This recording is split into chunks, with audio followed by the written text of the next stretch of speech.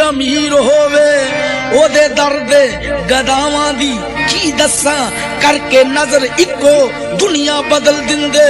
ओ नहीं मंगदा तख्त ते ताज बरी जो मुहम्मद दे दर्दा फकीर होवे।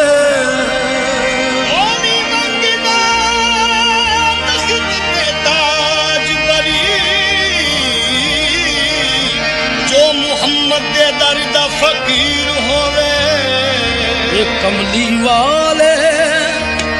कमली वाले मुहम्मद तो सदके मैं जा कमली वाले